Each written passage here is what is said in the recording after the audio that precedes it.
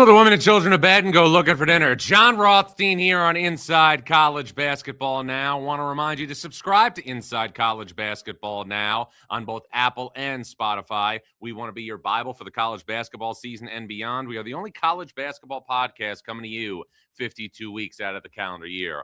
Also want to remind you to like and subscribe to the show and hit, obviously, as many likes as possible each time you take inventory of our program. We want to get to 300 likes today on YouTube. So hit that like button, subscribe to the show. We, again, want to be your Bible for the college basketball season, 52 weeks out of the calendar year. And also a reminder that there will be a live edition of Inside College Basketball Now every Monday and every Thursday at 1 o'clock Eastern during the 25-26 college basketball season.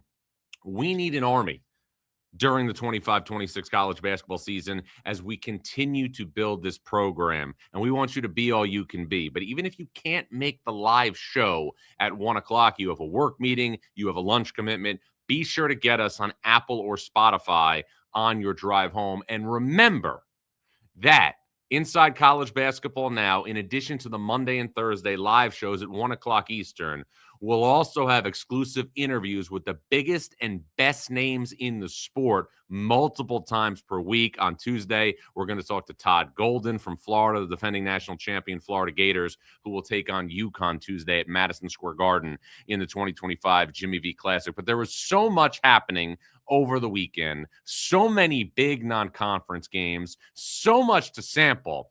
But as always, we start with three big things. And the first big thing for me was easy when you look at the events over the weekend, and it's the game that took place Saturday afternoon on CBS, and it was Iowa State going to Mackey Arena and making a statement with a blowout win over Purdue. Now, the Cyclones' victory tied the worst home loss ever for a team that was ranked number one at the time in the AP poll. The other time this happened in 1995 when our own Steve Lapis went to UConn and beat UConn at Gampel Pavilion. But there's so many reasons why this result on Saturday was the most surprising result unequivocally that we've seen so far in the 25-26 season. Obviously, Iowa State had been playing without Tamin Lipsey. He returned against Purdue and was flawless in the backcourt, 9 points, 8 assists, 0 turnovers.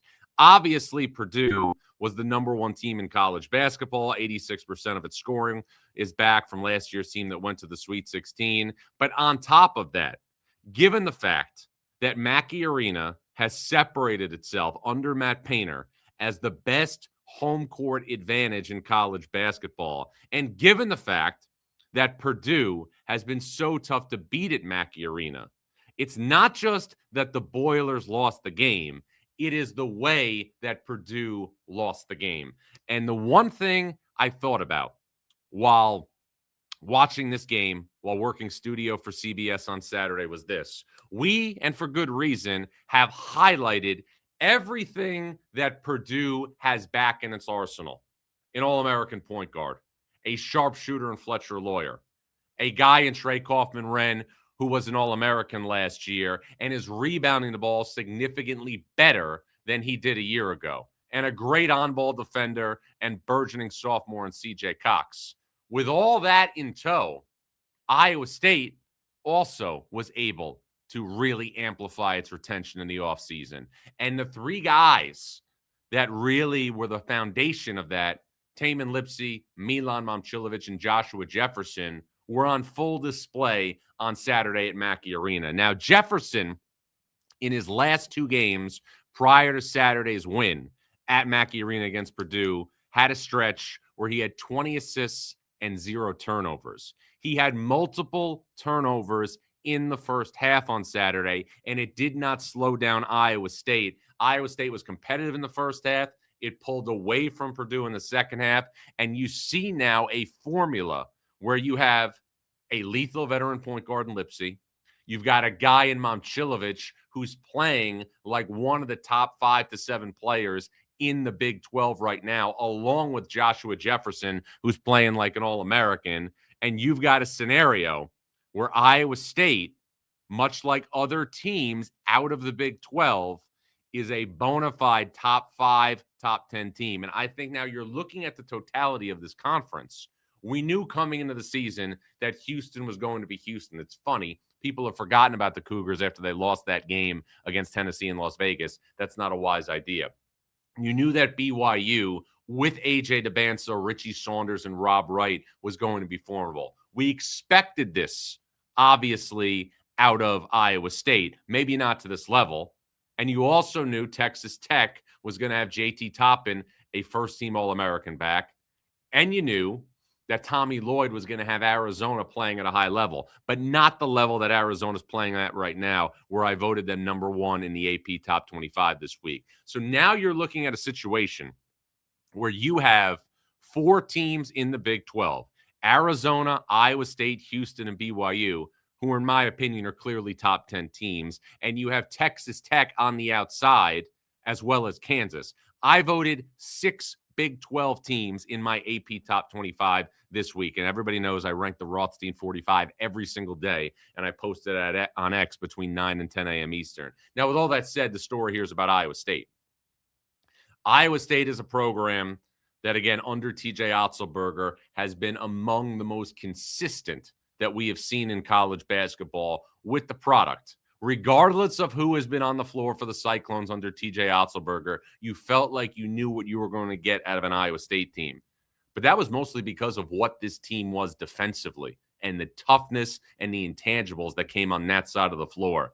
We did not necessarily expect Iowa State to become an offensive juggernaut. But when you go to Mackey Arena and you put up 80-plus points on Purdue, the number 1 team in the sport, you are showing that you have different ways to skin a cat. You are showing that you can be a team that can win anywhere. Because if you can win at Mackey Arena in that type of lopsided margin, you are going to take with you the confidence when you go on the road in that loaded Big 12. Now, here's another thing.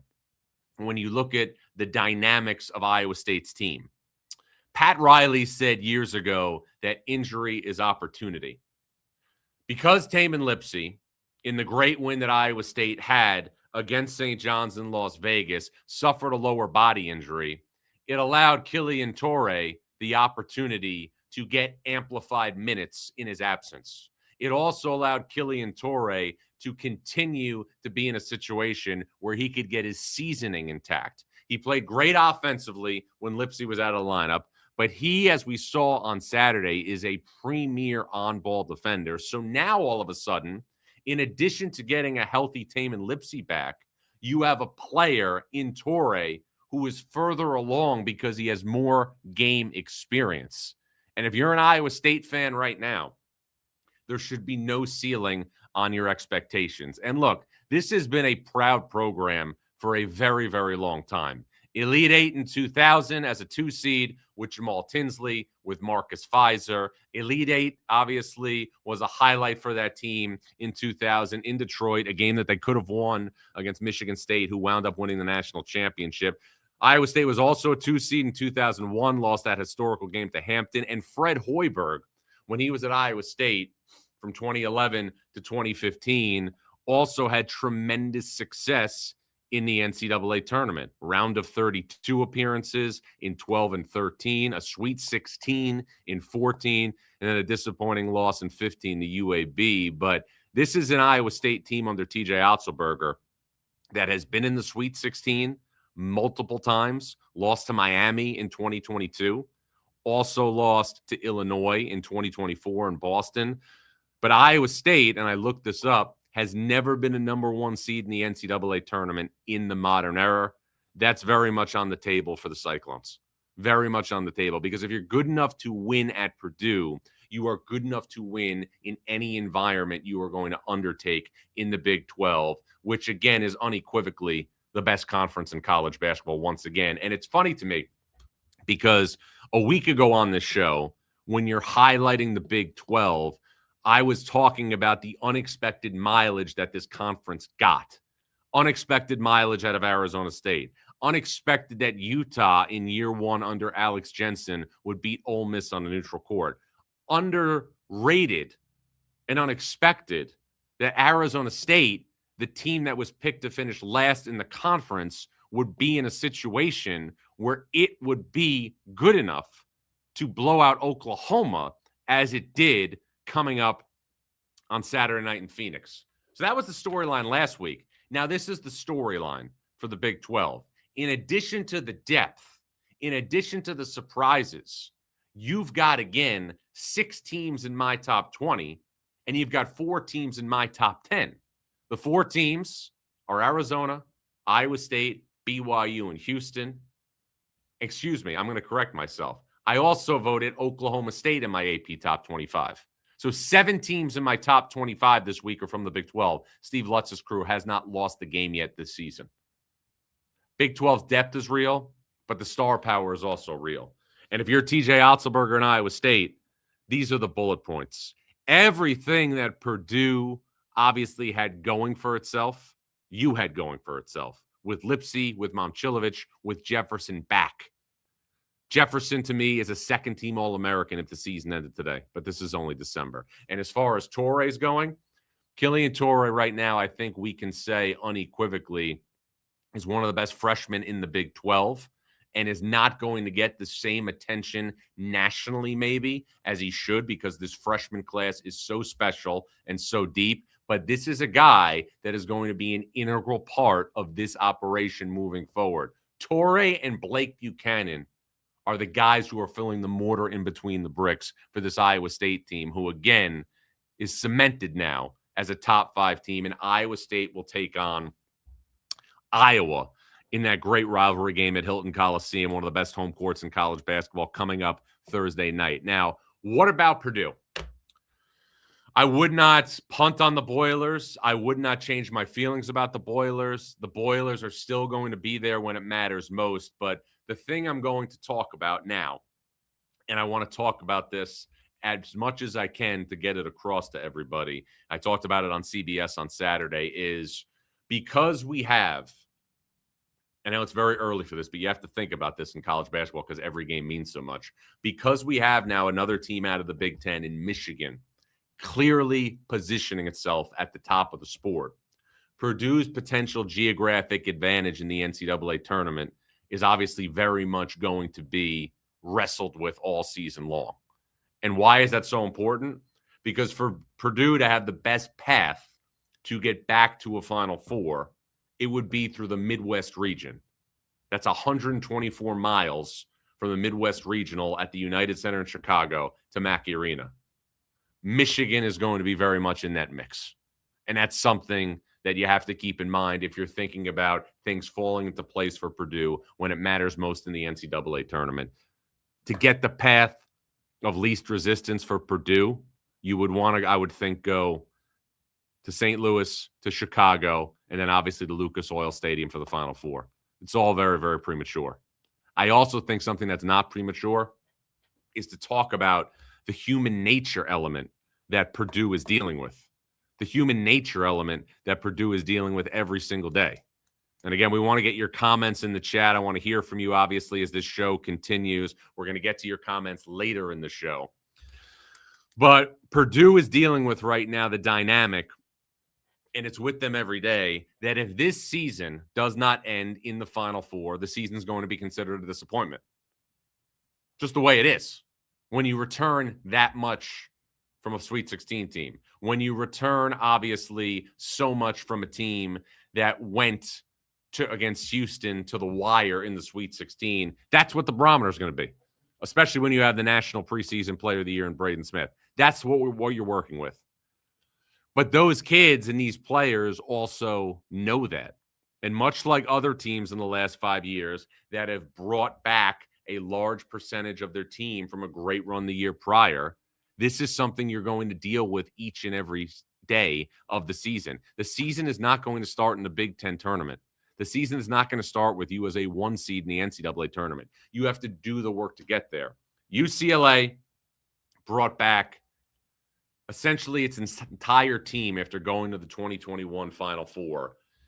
And it came up short due to injuries. But UCLA went into the NCAA tournament that year as a 4 seed. They had injuries all season long, including one of Jaime Jaquez in the NCAA tournament. North Carolina the next year in 2023 brought back everybody from a team that made the national title game, except for Brady Manick at power forward, didn't even make the NCAA tournament. Human nature is real for Purdue. Now, Purdue-Iowa State wasn't the only big game that we saw over the weekend. There was also some really, really big and interesting results. We will get to a big one when we return. Jon Rothstein here at Inside College Basketball Now. When you need your sports news all the time, we've got breaking news to bring to you. CBS Sports HQ gives you a snapshot of all the sports that matter to you. When you need your sports in a snap, find it on CBS Sports HQ, streaming free anywhere you are. All right, Jon Rothstein back here on Inside College Basketball Now. Want to remind you to subscribe to Inside College Basketball Now on both Apple and Spotify. We want to be your Bible for the college basketball season and beyond. Once again, we are the only college basketball podcast coming to you 52 weeks out of the calendar year. Also want to remind you to like and subscribe to us on YouTube. We want to get to 300 likes on this show. And we also want you to leave us your comments and your questions and observations in the live chat. I'm going to get to them later in the show because this show is about you, the college basketball fan. We need an army with us every time we do Inside College Basketball Now, and we need you to be all you can be. And again, a reminder that there will be live editions of Inside College Basketball Now every Monday and Thursday during the 25-26 college basketball season. And there will also be additional episodes each week featuring exclusive interviews with the biggest and best names of the sport. Florida's Todd Golden coming up on Tuesday morning. But now let's get to the second big thing over the weekend, and that Duke got a massive win against Michigan State in East Lansing on Saturday, and Cam Boozer continues to run away with the National Player of the Year race. Now, Cam Boozer did not have his best game on Saturday, and he still wound up with 18 points, 15 rebounds, and 5 assists. And the one thing in this game that I really took away is that Duke has done so much work already on its NCAA tournament resume, and the majority of those opportunities have come away from Cameron Indoor Stadium. Duke has went to Charlotte and beat Texas. Now, Texas is not obviously playing at a high level right now, but it's still a neutral site win. Duke went to Madison Square Garden, beat Kansas. I know Kansas didn't have Darren Peterson, but Kansas also subsequently won a lot of games without Darren Peterson against power conference teams in Las Vegas. Duke went to Chicago, and it beat Arkansas in a great game on Thanksgiving night. And then Duke goes to Michigan State, who at the time was undefeated, with a win over North Carolina, with a win over Arkansas, and with a win over Kentucky. We'll get to them in a second. And Duke still won the game. Michigan State's backcourt, its starting backcourt, did not have a good game offensively. Jeremy Fears and Kurt Tang were combined 0 of 15 from the field in this game. But Duke, who got, again, some big offense down the stretch from Caleb Foster, a big shot from Isaiah Evans, continues to move along in its quest again to go back to the Final Four for the second time in as many years under Jon Scheyer. And Duke will have 2 more massive opportunities in addition to ACC play to continue to bolster its resume.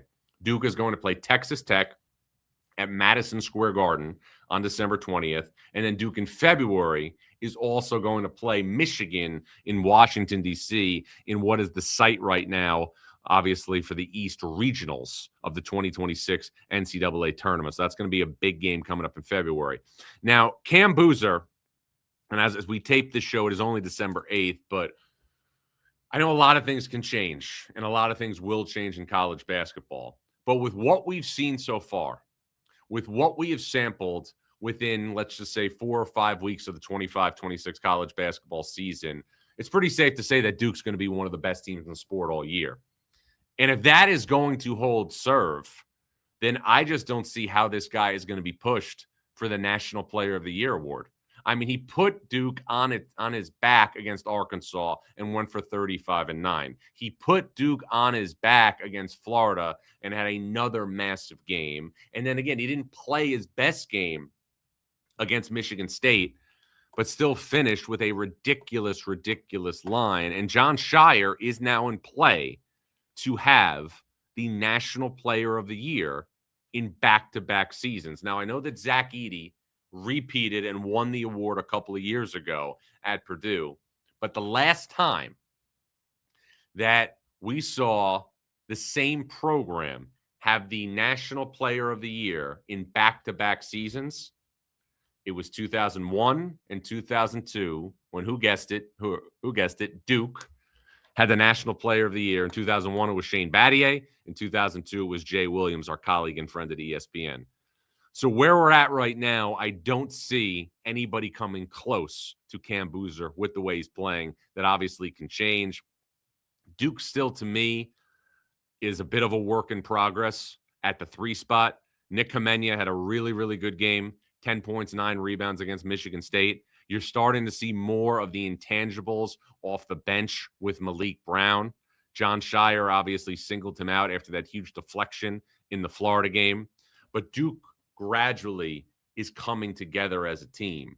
Duke is starting to have a little bit more refined production at point guard and small forward, as we talked about throughout the preseason. But the guy at the epicenter right now is the guy who's unequivocally having the best season in college basketball, and that's Cam Boozer. And front court play has been a major, major storyline on Tobacco Road, because Duke is not the only program on Tobacco Road who is really getting mileage out of what they have up front, because the other is North Carolina.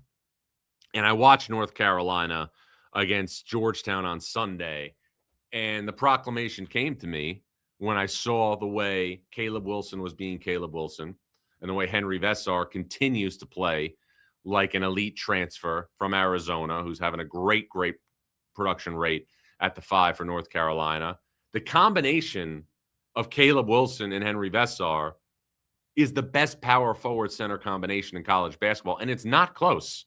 Wilson has been a revelation for Hubert Davis. Vessar has been an incredible, incredible piece in the middle. And North Carolina also got another big game out of Derek Dixon, who came off the bench, the freshman, against Kentucky earlier last week and made a couple of huge buckets to get North Carolina a big road win. You're starting to see North Carolina have an emergence at point guard, and you're starting to see North Carolina at 4 and 5 separate themselves from the rest of the sport. And one of the main questions coming into this season, when you look at ACC storylines, was whether or not Hubert Davis would reiterate that North Carolina could still be North Carolina with him as the head coach. He is passing that test with flying colors so far this season. We have to remember, Seth Trimble, this team's best returning player, has not played since November 7th due to a wrist injury. His defense was huge in the Kansas game against Darren Peterson when the Tar Heels won in Chapel Hill. And on top of that, Seth Trimble is also a preseason All-ACC first-team caliber player. So everything you're seeing for North Carolina leads you to believe that the Tar Heels are going to be firmly in the mix at the top of the ACC with Duke and with Louisville, who had a nice bounce-back win over Indiana in Indianapolis on Saturday. But you look at Carolina now, and I know there's going to be ups and downs in conference play. There always is. But Hubert Davis has shown so far this season, by beating Kansas, by winning the game at Kentucky, and we'll get to Kentucky in a second, and by holding serve with the rest of the games without Seth Trimble, North Carolina's got a couple of games it should win. It's going to play Ohio State in the CBS Sports Classic on December 20th, and then North Carolina is going to open ACC play on December 30th against Florida State in Chapel Hill. Talking to North Carolina officials last week, there is no set timetable on a return for Seth Trimble, but the hope is that he's going to get back before ACC play. We'll see in the next couple of weeks whether or not that timetable will be before the Ohio State game or after the Ohio State game if they think it's too close. But much like I was talking about earlier with Iowa State, getting Killian Torre up to speed when Tamin Lipsey was out, Seth Trimble's injury has allowed Luka Bogovac to blossom into a reliable piece for North Carolina. Bogovac has become a 12, 13-point per game guy in Trimble's absence. So now, when Seth Trimble comes back to the lineup, you're going to have him playing alongside Luka Bogovac, who's more confident, and Derek Dixon, who's emerging into a serious, serious option at point guard. It's really good for college basketball. when the triangle is humming and really performing at a high level. Duke has the heavy favorite to be the national player of the year in Cameron Boozer. North Carolina looks like it's closer to being back to North Carolina. And NC State, who has not performed up to expectations so far this season under Will Wade, has got a massive week. NC State's going to host Liberty, one of the best mid-majors in the country. And NC State's going to host Kansas Saturday in Raleigh. What did Morgan Freeman say in The Shawshank Redemption? Get busy living or get busy dying. One thing, too, on Duke before we transition I want to get to. I'm somebody, when I think about the top teams, I'm always thinking about where they would play in the NCAA tournament. With my AP Top 25 vote this week, I had Arizona 1, I had Michigan 2, I had Duke 3, and I had UConn 4. If obviously geographic things hold up when it comes to seeding, and this is a long ways out, but it's something to think about. If Duke and UConn continue to have the type of seasons that we think they're going to have, we could be looking at the top 2 seeds on Selection Sunday in the East region, which would then potentially set up a Duke-UConn regional final in D.C. for the right to go to the Final Four. But you know as well as I do, this is only December. Now, in December, if necessary, we will do what Jack Nicholson did in A Few Good Men, and that's order a code red. And a code red was ordered on Kentucky after Kentucky in Nashville on Friday night was blown out and embarrassed by Gonzaga after losing a couple days earlier to North Carolina at Rupp Arena. All of these things are true when it comes to the Kentucky Wildcats based on what we saw against Gonzaga on Friday night. Kentucky is injured and banged up. Kentucky is a really, really poor shooting team. And the last thing is really alarming, but it's something that's the utmost truth. Kentucky showed zero fight and zero resistance against Gonzaga. And to me, that is beyond alarming. Because I sat here throughout the preseason and talked about my concerns for this Kentucky roster, but I still expect Kentucky to be a good team. And it's not a surprise for a coach to have to coach execution in November and December. But you should never coach effort if you are a head coach. And that is what we are looking at right now with Kentucky. I saw zero fight. I saw zero resistance against Gonzaga, who's a terrific, terrific team. But if you put on a Kentucky jersey and you go there with the understanding that any season that doesn't end in a Final Four is going to be a disappointment, you have to understand what you're walking into. The thing is this. Kentucky needs to get Jalen Lowe, who came back against Gonzaga, more rhythm, more chemistry. He needs to be more fluid. Kentucky also, and I talked about this last week, may need to seriously look at cutting its rotation. But one of the things that we have to remember is this is a different game in the NIL era. This is a different game when players are making big money. And when you take players out of the transfer portal, and Mark Pope did this very successfully in his first year, so he deserves the benefit of the doubt. Sometimes they are not as familiar with what it means to be affiliated with a certain program. Sometimes they are more concerned with producing at the highest level for their own benefit. This is not like what we saw in 2012 when John Calipari had Michael Kidd-Gilchrist and Anthony Davis take the 4th and 5th most shots on a team that won the national title and were drafted 1 and 2. But you have a code red level crisis right now on your hands if you're Mark Pope in Kentucky. Kentucky coaches have lost games early in the season before. It's not like that hasn't happened. But with what's happening to Kentucky now is beyond alarming. Throw the Louisville game out.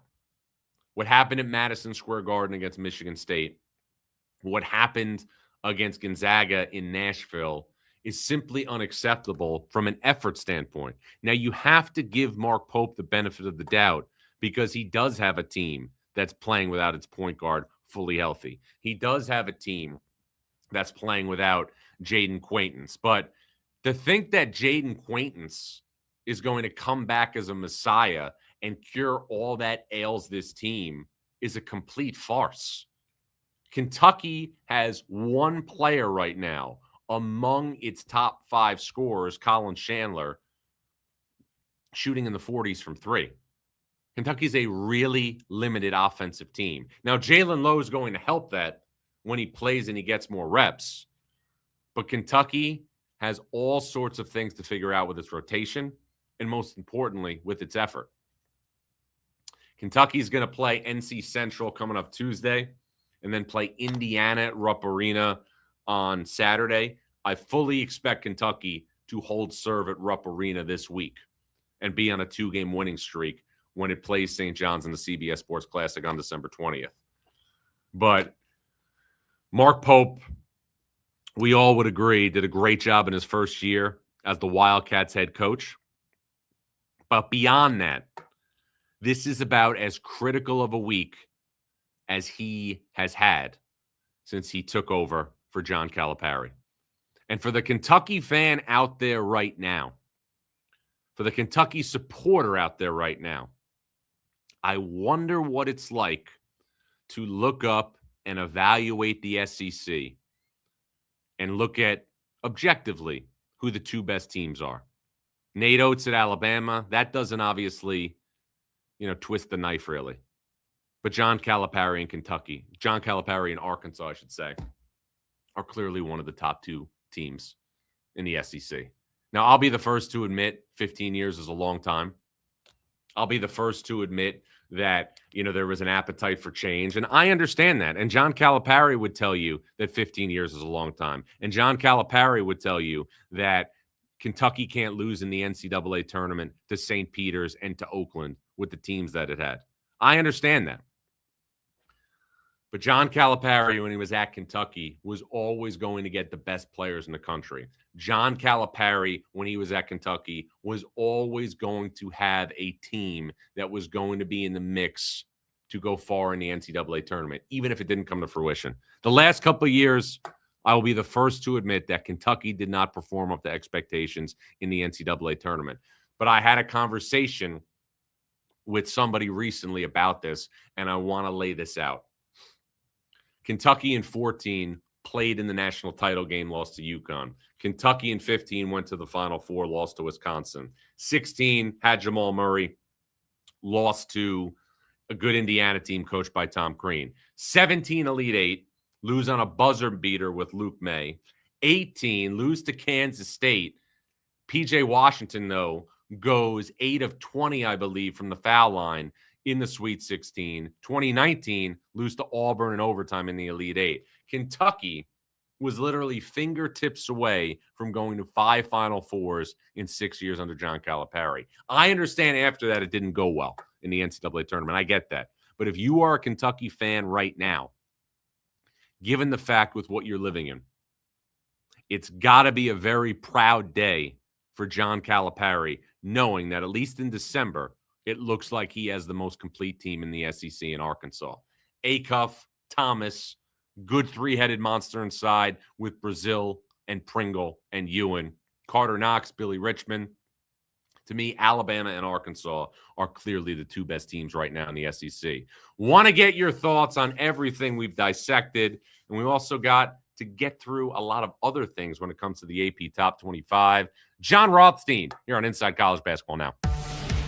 When you need your sports news all the time, We've got breaking news to bring to you. CBS Sports HQ gives you a snapshot of all the sports that matter to you. When you need your sports in a snap, find it on CBS Sports HQ, streaming free anywhere you are.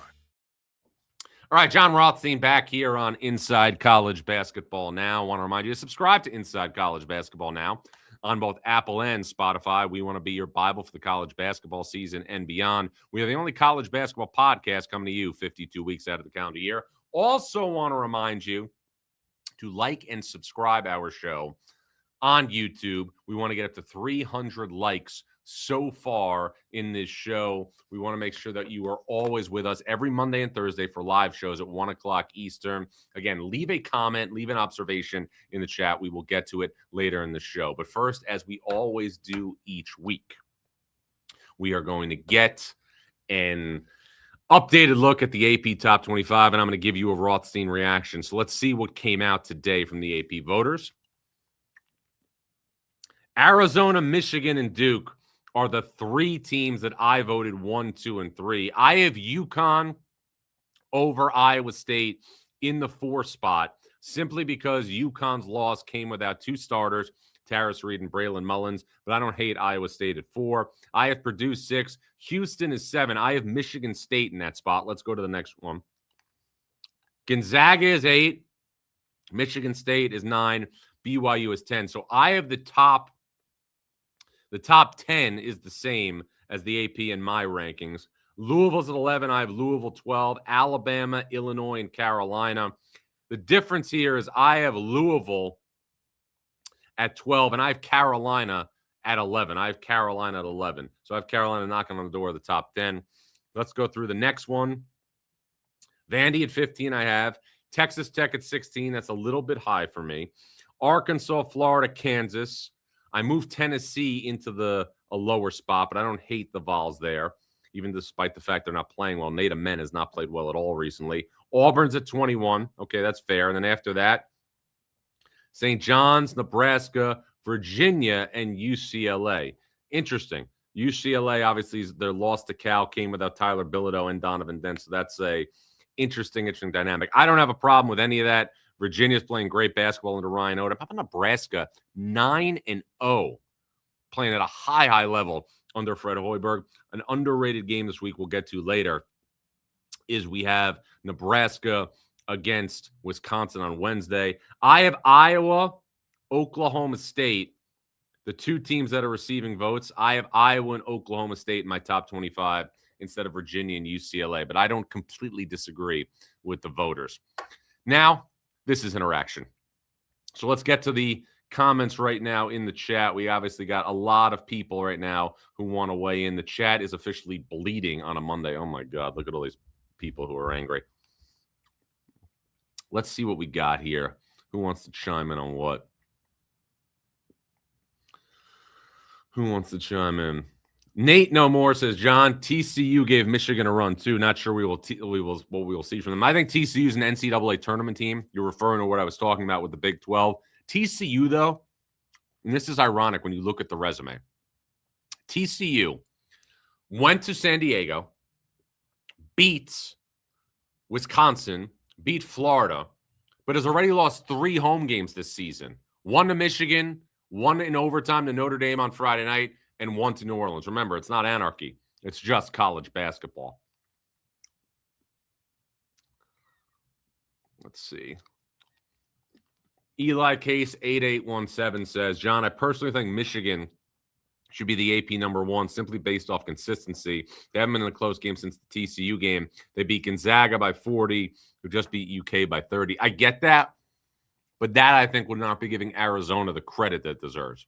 Arizona has beaten Florida on a neutral court, has beaten UCLA on a neutral court, also went to UConn and beat UConn at Gampel Pavilion. I know that Tarris Reed and Braylon Mullins didn't play, but that is one of the hardest venues to play in if you're in a road team in college basketball. And Arizona absolutely blew the doors off Auburn as well. So Arizona has been incredible given what it's done so far this season. Arizona, too, Saturday is going to play Alabama in Birmingham, which will be appointment television for any college basketball fan. Let's see what we got here. TJ98 EI says, John, Vanderbilt looks great. Vanderbilt is a really, really fun team with Mark Byington. Vanderbilt has incredible guard play right now with Tyler Tanner and Duke Miles, and also a lot of guys back from last year's team that went to the NCAA tournament and lost the same areas. Devin McLaughlin is back. Also, Tyler Nickel is back. That all makes a difference when you're in a situation. where you're trying to retain personnel. Let's see what else we got here before we transition. Blake Widmer says, John, Braden Smith can absolutely turn it around and push Boozer for National Player of the Year. He just needs to get on a hot streak and break Hurley's assist record. Duke has vulnerabilities. Well, look, you can say that about Braden Smith, and I understand it. And obviously, Purdue's going to win a lot of games. But I think with what I'm seeing right now, the gap is so wide with Cameron Boozer. And look, the ACC is a lot better, for sure. But Duke is going to win the majority of the games that it plays in conference play. And Duke is also going to play those two neutral site games, Texas Tech at the Garden and Michigan in D.C., at a place where it's going to have built-in advantages from a crowd perspective. There's going to be a lot more Duke fans in Madison Square Garden than there will be Texas Tech fans, even though Texas Tech, I know, travels very, very well. And I would think the same thing about Michigan and D.C., which is, again, a game that everybody should keep on the radar for as long as possible.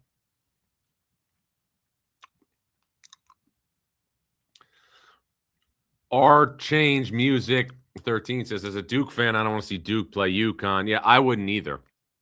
I would not want Dan Hurley standing in my way if I was Duke, and that's the team you had to beat to go to the Final Four. But if you look down the line, if both of these teams are going to be 1 seeds in the NCAA tournaments or 2 seeds, and you go to your geographic area mostly first, there's a strong chance that if things align, we could have Duke and we could have UConn as the 1-2 in the East region. But there's a lot of basketball to be played till we get there. Let's wrap on this here. Michael 3175, he goes, Arkansas is legit only if they want to make it count. This team is very bipolar. Well, I don't think they're bipolar. I just think Arkansas is very, very young. Acuff and Thomas, the 2 best players on this team, are freshmen. Carter Knox is a sophomore. So this is, again, similar to some other teams that John Calipari has had. You are seeing these teams evolve as the season goes along. But Arkansas played Michigan State to the wire in East Lansing when their 2 freshman guards did not play well. And Arkansas also took Duke to the wire in Chicago. I know I did the game when Duke obviously had Cameron Boozer on the team and he took over down the stretch, but Arkansas had a chance to win that game. Arkansas beat Louisville. Arkansas is going to get Texas Tech on Saturday in Dallas. It's another huge opportunity. And Arkansas also is going to get Houston in Newark on the 20th of December on CBS. Arkansas still has opportunities to move the needle. And Arkansas, to me, clearly right now, 1-2 in the SEC with Alabama. All right, let's get the 3 good nuggets here before we get out of here. Nugget number 1, hail to the victors. Michigan has won its last 4 games by a combined 151 points. The Wolverines are not just beating teams, they are eviscerating teams. Nugget number 2, all eyes on Steinbeck. Look, I know that Cameron Boozer and Caleb Wilson from Duke and North Carolina, respectively, are separating themselves up front from the rest of college basketball for the most part. Washington's Hannes Steinbeck, the freshman big man, is not far behind. I watched this guy multiple times last week. He tallied 53 points and 26 rebounds in back-to-back games against UCLA and USC. Don't be shocked if this guy is a name to watch in the 2026 NCAA tournament because he's good enough to drag Washington to the bracket.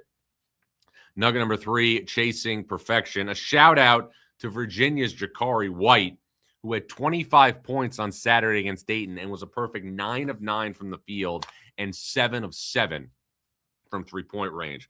All right, 3 games to watch. As you guys know, we highlight the games that are going to happen between now and when we do our next live show on Thursday. So 2 at the Jimmy V Classic. I'll be there Tuesday night. BYU, Clemson, UConn, Florida. Then on Wednesday, Wisconsin, led by All-American candidate John Blackwell, who's playing out of his mind, goes to undefeated Nebraska. 3 under-the-radar games. Villanova, winners of 7 in a row by double figures, will go to Michigan on Tuesday. Illinois goes to Ohio State on Tuesday. Then on Wednesday, Liberty takes on NC State. It's a do-or-die week for Will Wade and the Wolfpack. Want to remind you that we need an army with us each and every episode here on Inside College Basketball Now.